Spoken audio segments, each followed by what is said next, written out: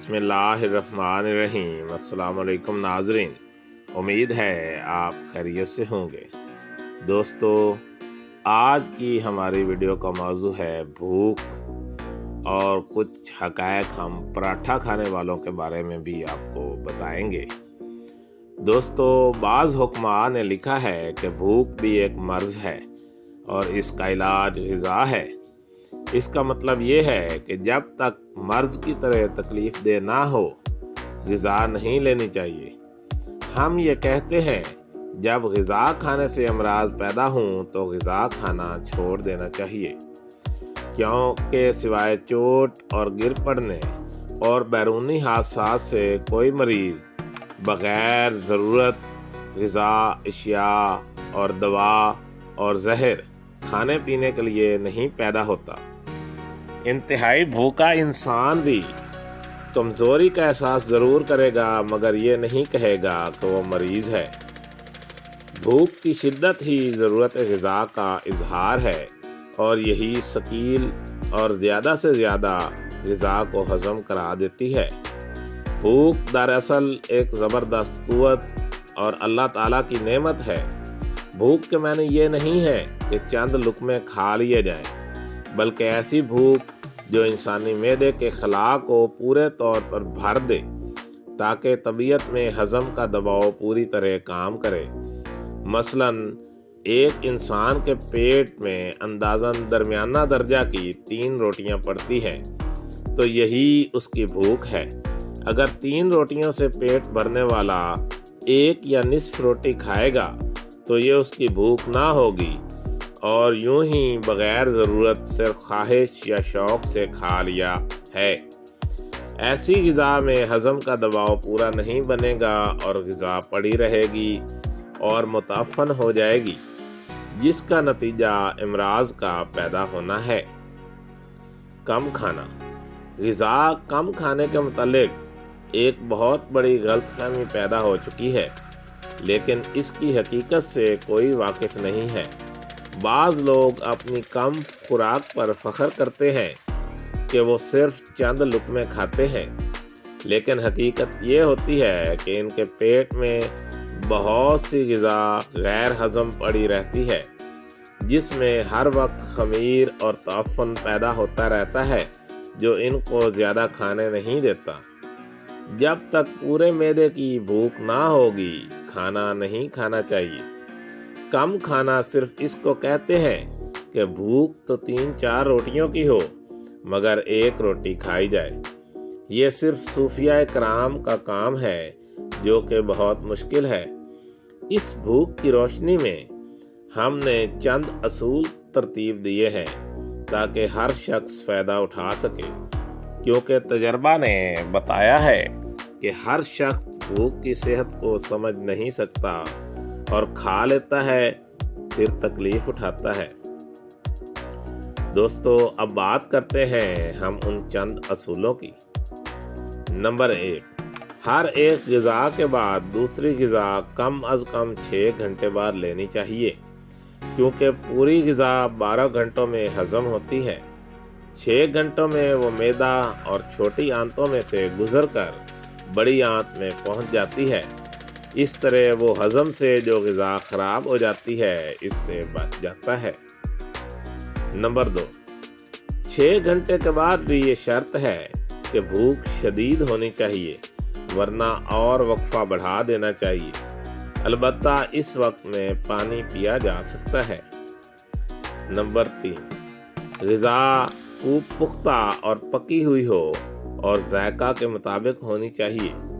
اگر طبیعت پسند نہ کرے تو ایسی غذا نہیں کھانی چاہیے، کیونکہ یہ ہضم ہونے میں مشکل پیدا کرے گی۔ غذا بطور دوا۔ غذا کی حقیقت اور اہمیت اور ضرورت کو سمجھنے کے بعد یہاں پر یہ مقام آتا ہے کہ غذا کو بجائے خوراک کے دوا کے طور پر استعمال کیا جائے، یعنی جس طرح کی مرض میں ضرورت ہے اس کو استعمال کیا جائے، اور جو غذا نقصان دہ ہے اس کو استعمال نہ کیا جائے۔ اس طرح مفید اغذیہ کے استعمال اور غیر مفید اغذیہ کو نکال دینے سے مرض ختم ہو جاتا ہے۔ اس طرح خون میں ایک ایسی طاقت پیدا ہو جاتی ہے جس سے ہر قسم کے مشکل اور پیچیدہ امراض بھی چند دنوں میں رفع ہونے شروع ہو جاتے ہیں، کیونکہ مکمل مقوی اور مصفہ خون ہی جسم اور نفس اور روح کے لیے زندگی اور قوت اور صحت ہے۔ یہی علاج بالغذا کا راز ہے۔ اور دوستو، اب بات کرتے ہیں پراٹھے کی اور بتاتے ہیں صبح کے ناشتے میں پراٹھا کھانے والوں کے کیا دکھ ہیں۔ دوستو، ایک مشہور کہاوت ہے کہ صبح کا ناشتہ بادشاہوں کی طرح کرنا چاہیے۔ اس لیے برصغیر پاک و ہند کے رہنے والوں نے اس کا یہ مطلب لیا ہے کہ چونکہ بادشاہوں کو باورچی میسر ہوتے ہیں جو ان کو صبح کے ناشتے میں طرح طرح کے پراٹھے بنا کر کھلاتے تھے، اس لیے صبح کے ناشتے میں پراٹھا کھانا بہت ہی ضروری ہوتا ہے۔ اس لیے تقریباً ہر گھر میں صبح کے ناشتوں میں پراٹھوں کی خوشبو آنا لازمی امر ہے۔ مگر آج کل کے دور میں جب کہ ہمارے معدے انتہائی نازک ہو چکے ہیں، پراٹھا کھانا اور اس کو ہضم کرنا جوئے شیر لانے کے مترادف ہے۔ اس لیے صبح بادشاہوں کی طرح ناشتہ کرنے والوں کو کچھ ایسے مسائل کا بھی سامنا کرنا پڑ سکتا ہے جس کا اظہار وہ فطری شرم کے سبب ہر ایک سے نہیں کر سکتے۔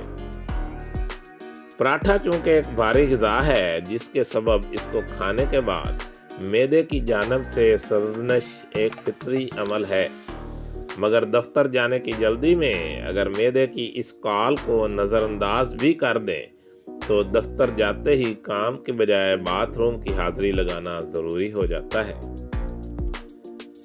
پراٹھا کھا کر ہمارے خیال میں بادشاہ تو سو جایا کرتے تھے، مگر جن لوگوں کو پراٹھا کھا کر کام پر جانا پڑتا ہے یا اسکول اور کالج جانا پڑتا ہے، ان کے لیے پراٹھا نیند کی گولی کا کام کرتا ہے اور بھرا ہوا پیٹ بار بار کیلولے کا مطالبہ کرتا ہے، مگر پیٹ کے اس مطالبے کو پورا کرنے کی کوئی صورت نظر نہیں آتی۔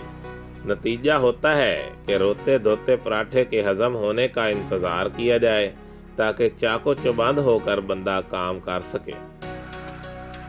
چونکہ پراٹھے کے اندر چکنائی کی بہت بڑی مقدار موجود ہوتی ہے، اس لیے وہ معدہ اس پراٹھے کو ہضم کرنے کے لیے بار بار پانی کا مطالبہ کرتا ہے، اور اگر اس کے مطالبے کی تکمیل کی جائے تو پھر بار بار غسل خانے کا چکر لگانا پڑتا ہے تاکہ اس پانی کو باہر کا راستہ دکھایا جا سکے۔ اس طرح بندہ پراٹھا کھانے سے توبہ کرنے لگتا ہے۔ پراٹھا کھانے والوں کا وزن بھی ان کے پیٹ کی طرح ان کے کنٹرول میں نہیں رہتا اور بڑھتا ہی جاتا ہے۔ کچھ ہی دنوں میں وہ پراٹھے کی طرح گول مٹول ہو جاتے ہیں اور ان کے چہرے پر سے بھی چکنائی اسی طرح چمکتی ہوئی نظر آتی ہے جس طرح پراٹھے کا چہرہ چمک رہا ہوتا ہے۔ دوستو، دارالحکمت اردو یوٹیوب چینل آپ کی جسمانی اور ذہنی صحت کے بارے میں بہترین معلومات فراہم کرتا ہے۔ اپنی صحت کے بارے میں بہترین معلومات حاصل کرنے کے لیے ہمارے چینل کو سبسکرائب کریں، ویڈیو کو لائک اور شیئر کریں اور کمنٹ باکس میں کمنٹ ضرور کریں تاکہ ہم آپ کی بہترین آراء سے آگاہ رہیں۔ خوش رہیں، خوشیاں بانٹیں۔ شکریہ۔